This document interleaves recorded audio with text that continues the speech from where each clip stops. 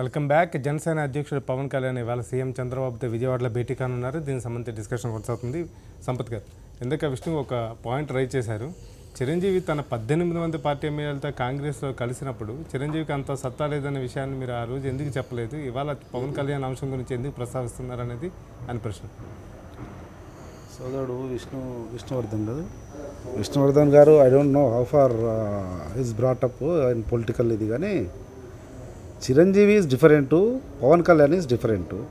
చిరంజీవి అనే వ్యక్తి ఒక పార్టీ పెట్టి గ్రామము గ్రాస్ రూట్ లెవెల్లో తిరిగి ప్రజల పల్స్ తెలుసుకొని మంచో చెడో 18 మంది ఎమ్మెల్యేలు తర్వాత ఎంపీలను గెలుచుకొని పార్లమెంట్లో శాసనసభలో వాళ్ళ వాణి వినిపించి ప్రజల పక్షాన నిలబడి దాని తర్వాత కొన్ని రోజుల తర్వాత కాంగ్రెస్ భావజాలం నచ్చి సెక్యులర్ పార్టీగా భారతదేశంలో కాంగ్రెస్ పార్టీ ఒకటే ఈ దేశాన్ని నడిపించగలుగుతున్నటువంటి నమ్మకంతో విశ్వాసంతో శాసనసభ్యులతో పాటు పార్లమెంట్ సభ్యులతో పాటు పార్టీని యావత్తు కాంగ్రెస్ పార్టీలో కలిపి సెంట్రల్ మినిస్టర్గా కూడా పనిచేసినటువంటి వ్యక్తి చిరంజీవి. ఇప్పటికి కూడా చిరంజీవి మా కాంగ్రెస్ పార్టీ నాయకుడు. కాంగ్రెస్ పార్టీ ఐడియాలజీని ఆంధ్రప్రదేశ్ రాష్ట్రంలో రాబోయే రోజుల్లో సమర్థవంతంగా ముందుకు తీసుకుపోగలుగుతాడు. అది పోతే విష్ణువర్ధన్ రెడ్డి సోదరా, పవన్ కళ్యాణ్ జనసేన పవన్ కళ్యాణ్ చెప్తే ఎవరున్నారు? What is the sanctity? పెద్దలు ప్రసాద్ రెడ్డి గారు అన్నారు, రేంజ్ అన్నారు, కానీ ఎస్ నేను అంటున్నా, బరాబర్ అంటున్నా. What is his range in public life? మీరు అక్కడ వీడియో చూడండి, అక్కడ చూడండి. ఒకరు మిరప ఇస్తున్నారు, ఇంకొకరు ఇంకేదో ధాన్యాలు ఇస్తున్నారు. ఆ పప్పు ధాన్యాలు ముట్టుకుంటున్నాడు తప్ప మిరప ముట్టుకోవడం లేదు. పప్పు ధాన్యాలు ముట్టుకుంటాడు అంటే చేతికి కారం అంటుతుంది అని పప్పు ధాన్యాలు ముట్టుకున్నాడు. టీవీ షో చూసిండు. ఎట్లండి? ఎంతవరకు ఆ పప్పు ధాన్యాల క్వాలిటీని లేకపోతే వర్షాభావ పరిస్థితుల వల్ల ఏమవుతున్నాయి ఏంది అని అంచనా వేసి ఏది ఉందా? That's what I'm asking. I'm a fan of Pawan Kalyan. So what when it is public life, public life దానికి దీనికి డిఫరెన్స్. మీరు బీజేపీని సమర్థించుకోండి, నేను కాదరను. మళ్ళీ మీ దగ్గరికి నరేంద్ర మోడీ వచ్చిన పక్కన కూర్చోబెట్టి కాపు సామాజిక వర్గం ప్రయత్నం చేస్తే చేయండి, కానీ మీరు బీజేపీ ప్రతినిధా పవన్ కళ్యాణ్ ప్రతినిధా? ఖచ్చితంగా మీ దగ్గరికి వస్తా విష్ణు గారు. ఖచ్చితంగా వీళ్ళు ముగ్గురు మాట్లాడిన తర్వాత మళ్ళీ మీ దగ్గరికి వస్తా. అయితే దెర్ ఇస్ నో స్ట్రక్చర్. జనసేనకున్న స్ట్రక్చర్ ఏంది? వారు అధ్యక్షులు అనుకుందాం, పవన్ కళ్యాణ్ కు కార్యదర్శి ఎవరు, ఉపాధ్యక్షుడు ఎవరు, సభ్యులు ఎవరు, వారి యాక్టివిటీ ఏంది? పవన్ కళ్యాణ్ తప్పితే జనసేనలో ఎప్పుడైనా ఎక్కడైనా ఏదైనా యాక్టివిటీ జరిగిందా? That's what I'm asking. There is no matching. Pawan Kalyan కు చిరంజీవికి పోల్చుకునే ఇది లేదు. అందుకే ఇద్దరు కూడా భావసారూప్యత వచ్చి ఐడియాలజికల్ డిఫరెన్స్ తో వారు అటుపోయినారు, వీరిటున్నారు. అటువంటి చిరంజీవిని అంటావు పవన్ కళ్యాణ్ జిహెచ్ఎంసీ ఎన్నికల్లో జనసేన పార్టీ పోటీ చేయాలని, లేకపోతే సనత్ నగర్ ఉప ఎన్నికల్లో పోటీ చేయాలని మనం కోరుకున్నామండి. దానికి ఎంత బలం ఉందో, హైదరాబాద్లో ఎంత బలం ఉందో, ఇతర చోట్ల ఎంత బలం ఉందో తెలిసిపోతుంది. అది ఎన్నికల్లో ప్రజాస్వామ్యంలో ఎవరైనా పోటీ చేయొచ్చు. Float a party alliance with TDP and BJP or alliance with only BJP, అవన్నీ వాళ్ళు డిసైడ్ చేసుకుంటారు. They are entitled to do that. మనం అనేది నేను బేసిక్ ఇష్యూ రైట్ చేశాను. విష్ణువర్ధన్ వాటి గురించి మాట్లాడకుండా ఏంటేంటో మాట్లాడేస్తున్నారు. తాడిపూడి, పుష్కరం, పోలవరం వీటి గురించి బీజేపీ కానీ పవన్ కళ్యాణ్ కానీ విష్ణువర్ధన్ కానీ ఎందుకు మాట్లాడట్లేదు? వాటిని ఎందుకు పూర్తి చేయట్లేదు? మీరు రాజధాని చుట్టూ ఎందుకు తిరుగుతున్నారు? ప్రజల immediate problem water, not capital. Capital is long term, 40 years 30 years 3.5 years పూర్తి చేసేస్తానని చెప్పాడు ఆయన. అది ఈశ్వరన్ గారు వచ్చి చెప్తున్నాడు, it will take decades and decades అన్నాడు ఆయన. Decades and decades, yes decades and decades it will take. అప్పటికి చంద్రబాబు గారు ఉండరు కానీ నేనైతే ఉండను ఖచ్చితంగా. కాబట్టి ఏంటంటే మాకు ఇమీడియట్గా అయిపోయేది పంట కాలువలు తవ్వండి, 10 కోట్లు కేటాయించి. తూర్పుగోదావరికి నీళ్ళు వచ్చేవో ఆలోచన చేయండి. తాడిపూడి పూర్తి చేయండి. ఆ నీళ్ళన్నీ కృష్ణా డెల్టా పట్టుకుపోకండి, మిగిలితే తీసుకెళ్ళండి. పోలవరం గురించి మాట్లాడండి. వాటి గురించి మాట్లాడకుండా రాజధాని ఆయన అంటాడు. రాజధాని భూముల వల్ల అసలు భూసేకరణ అనే దాంట్లో ఆర్డినెన్స్ ద్వారా తీసుకొచ్చి బీజేపీ తన నైజాన్ని బయట పెట్టుకుంది. ఆ నైజం బయట పెట్టుకున్నందుకు గ్రామీణ ప్రజలు ఎటువంటి తీర్పు ఇచ్చారో మనం బీహార్లో చూసాము. కాబట్టి విష్ణువర్ధన్ గారు విమర్శించినంత మాత్రాన వాస్తవం అవాస్తవం కాదు, అవాస్తవం వాస్తవం కాదు.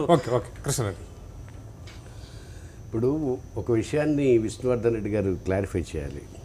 ఆయన ఒప్పుకుంటున్నారు బీజేపీ మంత్రి గారు అయినటువంటి కామినేని శ్రీనివాస్ గారి ద్వారా అపాయింట్మెంట్ తీసుకున్నారని టీవీల ద్వారా నేను చూసానని చెప్తాను.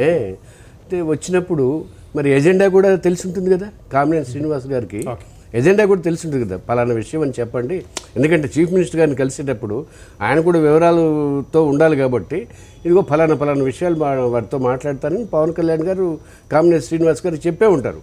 అది మరి విష్ణువర్ధన్ రెడ్డి గారు బయటపెట్టాలి. అది ఏ విషయాల మీద ఏ ఎజెండా మీద మాట్లాడబోతున్నారు అన్నది కూడా బయటపెట్టాల్సిన అవసరం. ఆహ్వాన పత్రిక కూడా ఇదే మంత్రి చేత పంపించారు. అదే చెప్తున్నాను. సో అందువల్ల ఏంటంటే అది దాటవేసి వేరే విషయాలు మాట్లాడకుండా ఇంకోటి కూడా మాట్లాడడం లేదు ఎవరు మన విష్ణువర్ధన్ రెడ్డి గారు.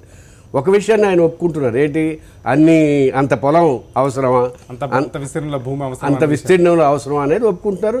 అది మొట్టమొదటి నుంచి అన్ని పార్టీలు చెప్తున్నాయి. ఒక వైఎస్ఆర్ కాంగ్రెస్ పార్టీయే కాదు, కాంగ్రెస్ పార్టీయే కాదు, మరి ఉభయ కమ్యూనిస్ట్ పార్టీలు కానివ్వండి, ప్రజా సంఘాలు కానివ్వండి, అందరూ ఘోషిస్తున్నటువంటి విషయమే అంత భూమి అవసరం లేదనేటువంటి విషయంలో.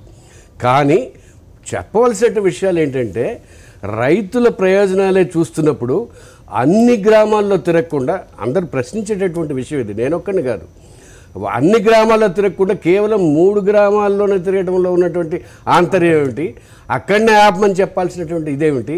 దాని తర్వాత వారు కూడా చెప్పాల్సింది ఏంటంటే మిత్రపక్షంగా అసలు ఇంతవరకు పారదర్శకతతోనే ఇంత మాకు వచ్చింది అని రికార్డులు చూపెట్టమనండి. ఫలానా రైతు ఇచ్చాడు, ఫలానా రైతు ఇచ్చిందండి, వెబ్సైట్ మీద పెట్టమనండి. ఫలానా రైతు ఇంత ఇచ్చాడు, ఫలానా రైతు ఇచ్చాడు. తర్వాత గ్రామాల వారి ఎన్ని ఇచ్చారు, సేకరణ కిందకి ఇచ్చారా, భూ సమీకరణ కిందకి ఇచ్చారా, ఎన్ని రికార్డులు అప్పగించారు, అవి చేయమని అడుగుతున్నాం. ఒక విషయం చెప్పండి. విష్ణు గారితో మాట్లాడే ఒక నిమిషం. సంపత్ గారు ఒక 10 సెకండ్స్ ఒకటే వారికే సమాధానం చెప్పే ముందు, ఒకవేళ ముగ్గురు కలిసి బీజేపీ, టీడీపీ, జనసేన కలిసి కంటెస్ట్ చేసినాయి, జనసేన క్యాండిడేట్ లేరు, దట్ ఈస్ డిఫరెంట్ మ్యాటర్. ఒకవేళ చంద్రబాబు నాయుడుతో పవన్ కళ్యాణ్కు సౌహృద్భావ వాతావరణంలో మంచి రిలేషన్ ఉంటే బైపాస్లో బీజేపీ దగ్గరకు పోయి బీజేపీ ద్వారా ఎందుకు అపాయింట్మెంట్ తీసుకుంటాడు? ఒకవేళ if has very good Chandrababu Naidu BJP దగ్గరకు పోయి త్రూ ప్రాపర్ ఛానల్ లాగా ఎందుకు రావాలి? He has his own dais, his own party కదా. బీజేపీ ద్వారా ఈయన బీజేపీ యాక్టివిస్ట్ కాదు, బీజేపీ ఎమ్మెల్యే పంపించి అపాయింట్మెంట్ తీసుకోవడానికి. ఒకటి తర్వాత మీరు బీజేపీ నాయకుడిగా బీజేపీ ఐడియాలజీ చెప్పండి, అప్పుడే జనసేన ఐడియాలజీని మోస్తున్నారు.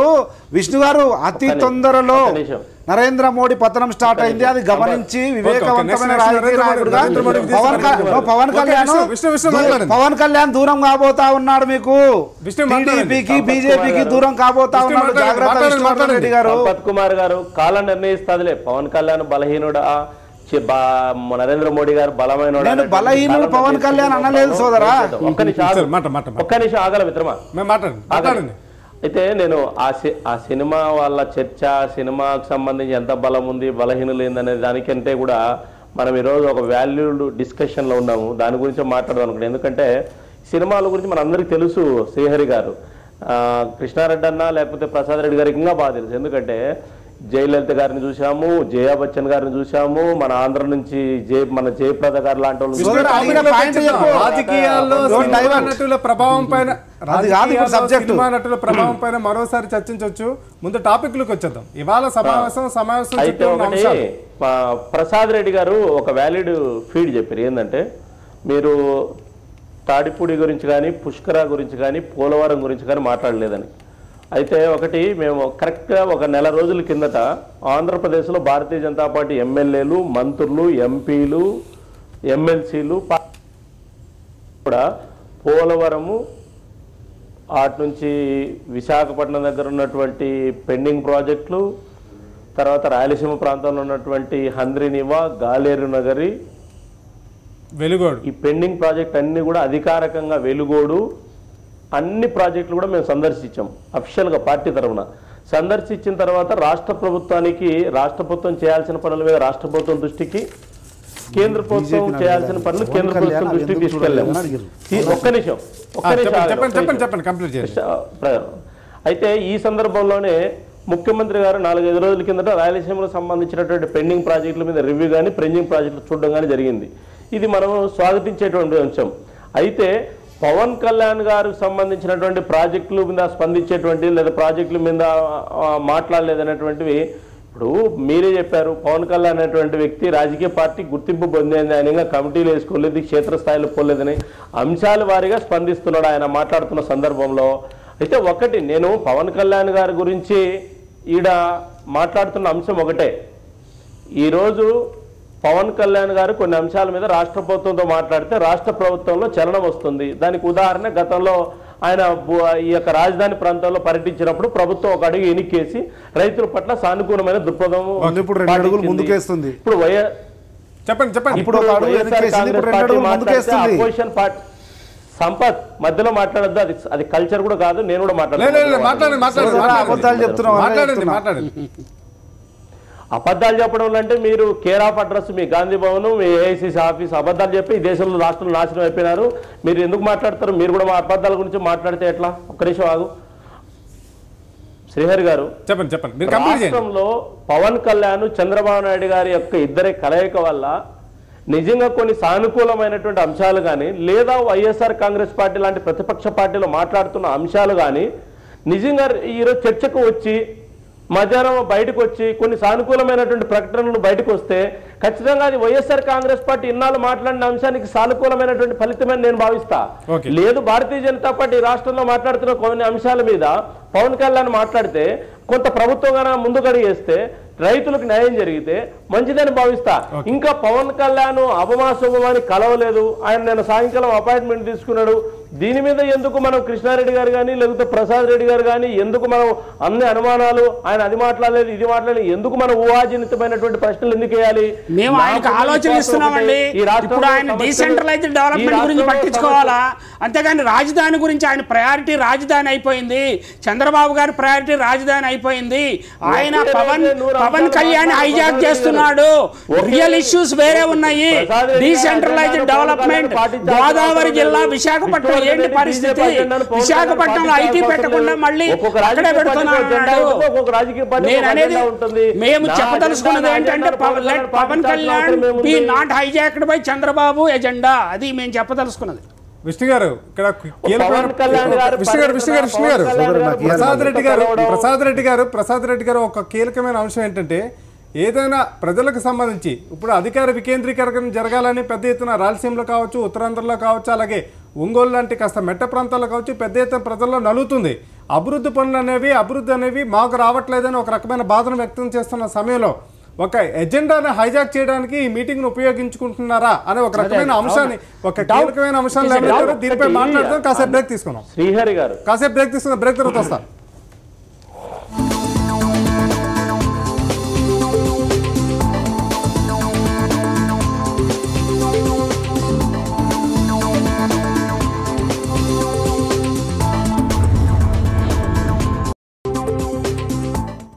Welcome back. పవన్ కళ్యాణ్ ఇవాళ చంద్రబాబును కలుసుకోబోతున్నారు. మొత్తం మీదకి దీనిపై డిస్కషన్ కొనసాగుతుంది. కృష్ణారెడ్డి గారు, ఇందాక ఒక కీలకమైన పాయింట్ వచ్చింది. ప్రజలు ఒక అజెండాతో ఉన్నారు. ప్రజలు ఈ అంశాలు చర్చించాలని కోరుకుంటున్నారు బలంగా. రాయలసీమలో కావచ్చు, ఉత్తరాంధ్రలో కావచ్చు, ఇటీవల ప్రభుత్వం తీసుకున్న నిర్ణయాలు వ్యతిరేకిస్తూ పెద్ద ఎత్తున ఆవేదన వ్యక్తం చేస్తున్న సందర్భాల్లో ఆ ఎజెండాను ఏమైనా పక్కన పెట్టి లేదా ఒక ఎజెండాను మళ్ళీ తెర మీదకి తీసుకురావాలనే వ్యూహంలో భాగంగా ఈ మీటింగ్ జరుగుతుందా అనేది ఒక చర్చ. శ్రీహరి గారు, నేను ఒకటి చెప్పాలనుకున్నానండి. మీరు ఉత్తరాంధ్ర రాయలసీమ కాదు, ఉభయ గోదావరి జిల్లాల్లో కూడా చాలా అసంతృప్తి ఉంది. మీ విశ్లేషకులు, యాంకర్లు అందరూ దాన్ని చెప్పట్లేదు. మాకు గోదావరి జిల్లాలకు ఏమి ఇవ్వలేదు ఇప్పటి వరకు. మాకు నిట్ ఒకటే ఇచ్చారండి. నిట్ కాదు, మాకు చాలా ప్రాజెక్టులు కావాల్సి ఉంది. మా నీళ్ళు పట్టుకుపోతున్నారు. మాకు ఐటీ సెక్టర్ కాకినాడలో పెట్టాల్సింది పెట్టట్లేదు. మీరు మాట్లాడేటప్పుడు ఈ 2 జిల్లాలను కూడా కలపండి దయ్యుంచి, అది మా రిక్వెస్ట్ అండి. ముఖ్యంగా ఏంటంటేనండి, నాయకులు కలిసేటప్పుడు ఫలానా విషయాలు మాట్లాడుతున్నారని బహిర్గతం చేసి మాట్లాడితే ఒక పారదర్శకత వస్తుంది. రైతు ప్రయోజనాలు అంటే రైతు సమస్యల్లో అన్నీ ఉన్నాయి. ఏది పెరుగుతున్న ధరల దగ్గర నుంచి కందిపప్పు 200లకు పోయింది. అలాగే ధరలు విపరీతమైనటువంటి వేగంతో పరిగెత్తున్నాయి, ఆకాశానికి అంటుకునేటట్టుగా పరిగెత్తున్నాయి. ఆ విషయంలో మాట్లాడబోతున్నారా? లేకపోతే రైతు ప్రయోజనాలు అని అంటే అసలు పంట నష్టాన్ని గురించి కానీ మిగతా గురించి కానీ మాట్లాడబోతున్నారా? లేకపోతే కేవలం రాజధానిలో భూములు కోల్పోయినటువంటి రైతుల సమస్యల గురించి మాట్లాడబోతున్నారా? లేకపోతే రాజకీయంగా హైదరాబాదులో రేపు పోటీ చేయవలసినటువంటి పరిస్థితుల గురించి మాట్లాడుతున్నారా? అది ఒక ఎజెండా. ఇదిగో ఈ విషయాల గురించి మాట్లాడబోతున్నాం అని చెప్పేసి మాట్లాడి తర్వాత బయటకు వచ్చిన తర్వాత ఎస్ ఈ విషయాలు చర్చించాం, ఈ విషయాల మీదట ఈ విధమైనటువంటి అభిప్రాయం వచ్చింది, ఇది దీని యొక్క ఫలితము అని చెబితే ప్రజలు కూడా చాలా సంతోషిస్తారు, బాగుంటుంది. అంతేగాని నేను కలుస్తున్నాను అని చెప్పేసి ఎప్పుడో వచ్చి ఒకసారి 4 నెలలకు 5 నెలలకు సరే వారి తీరికను బట్టి వారు వస్తుంటారు, వారి పార్టీ వారి విషయాల్లో మనం అంత లోతుగా పోవాల్సినటువంటి అవసరం లేదు. కానీ ఒక ముఖ్యమంత్రిని ఒక పార్టీ తరఫున కలిసేటప్పుడు ఎజెండా ముందుగా బహిర్గతం చేసి తెలియాలి, ప్రజల అంశాలు తెలుసుకోవాలని ఆశ ఉంటుంది, ప్రజలకు కూడా ఉంటుంది. ఏం మాట్లాడుతున్నారు, ఏం మాట్లాడబోతున్నారు అనేది ఉంటుంది. ఇప్పుడు పవన్ కళ్యాణ్ వెళ్ళిపోయాక భూసేకరణ ఆగిపోయిందని ఒక ప్రచారం జరుగుతుందండి. అలా జరగలేదండి. ఆర్డినెన్స్ భవిష్యత్తు 2 సార్లు ఆర్డినెన్స్ను వాయిదా వేయటము, ఈ ఎవరైనా కోర్టుకు వెళ్తే ఏంటి అనేది పరిస్థితిలో స్పష్టత లేకపోవటం వల్ల ఈ అస్పష్టమైన వాతావరణంలో కోర్స్ కరెక్షన్లో భాగంగా భూసేకరణ ఆపేసింది ప్రభుత్వం. అది పవన్ కళ్యాణ్ కొంచెం క్రెడిట్ తీసుకుంటే ఇవ్వటానికి సిద్ధమే. కేవలం పవన్ కళ్యాణ్ ద్వారానే ఆగిపోయిందనే ప్రచారం మాత్రం అవాస్తవం. బేసికల్లీ మురళి గారు నేను అన్నది ద బిగినింగ్ ఇట్ సెల్ఫ్ నేను చెప్పిన 2 నాయకులు కలవడం వల్ల ఇంకా కూడా నేను కూడా కద్దరబట్టల వాడిగా ప్రసాద్ రెడ్డి గారు అభినందించి నేను కూడా కద్దరబట్టలు వేసుకో ఒక రాజకీయ నాయకుడిగా చెప్పిన లోపల మాట్లాడేదానికి బయట మాట్లాడేదానికి ఎట్లా ఉంటుంది, ఇద్దరు కలిసి ప్రజా సమస్యల గురించి మాట్లాడితే చాలా సంతోషం, స్వాగతిస్తాం, ఆహ్వానిస్తాం. మేము కాంగ్రెస్ కానీ వైఎస్ఆర్సీపీ కానీ ఆహ్వానిస్తాం, ఎటువంటి తప్పులేదు. అట్లా 2 వ్యక్తులు శక్తులు కలుసుకోవడం వల్ల తప్పులేదు, మంచిదే అన్నాం. కానీ ఆ కలిసే క్రమంలో వీళ్ళు చెప్తున్నట్లు బీజేపీ చలో మిత్రుడు బీజేపీ అయినా జనసేనకు వత్తాసు వాళ్ళకో ఏదో సమర్థిస్తున్నాం, మంచిదే వాళ్ళ అలియన్స్ పార్టీ కనుక. దాంట్లో భాగంగా వాళ్ళు చెప్పింది పవన్ కళ్యాణ్ పోతే ఆ 3 విలేజ్లో ఆపేస్తాము భూ సేకరణ కానీ భూ సమీకరణ కానీ అన్నారు ఆ రోజు. అంటే ఒక అడుగు వెనక్కేసింది పవన్ కళ్యాణ్ చెప్తే చంద్రబాబు నాయుడు ప్రభుత్వం అని అంటున్నారు. అయితే నేను అన్నది అది ఒక అడుగు అప్పుడు ముందుకేసింది, కానీ ఇప్పుడు మాత్రం ఒక అడుగు వెనక్కేసింది. ఇప్పుడు 2 అడుగులు ముందుకేస్తుంది సోదరా. అటువంటి అబద్ధాలు చెప్పకు, అక్కడ ప్రజలు నష్టపోతా ఉన్నారని చెప్తే దానికి ఏమంటావు? No let me complete. అయితే దాన్ని అబద్ధాలు మేము కాదు మీ పార్టీ ఏఐసిసి గాంధీ భవన్ అంటున్నాడు. మిత్రుడు నాకు తెలియదు వారి స్థాయి ఏందో అలా అనుభవం ఏందో నాకైతే ఐడియా లేదు. కానీ కాంగ్రెస్ పార్టీ ఏంది ఏఐసిసి ఏంది అనేది మీ డాడీని అడుగు మీ తాతని అడుగు చెప్తుంది కాంగ్రెస్ పార్టీ ఏందో. ఒకటి. రెండవది అబద్ధాలు ఆడితే మీరు అంటున్నారు కదా.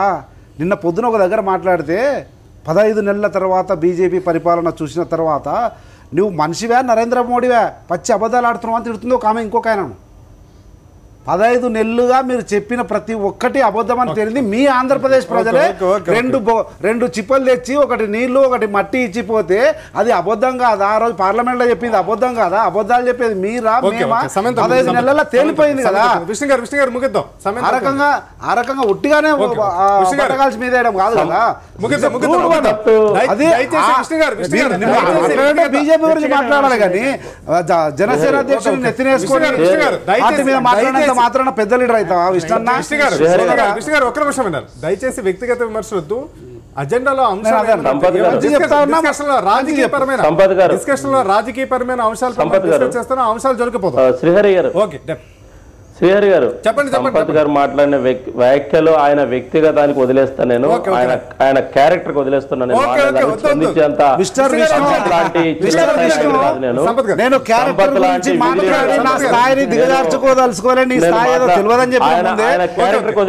క్యారెక్టర్ గురించి మాట్లాడే స్థాయిలో ఉన్నామా లేదా అని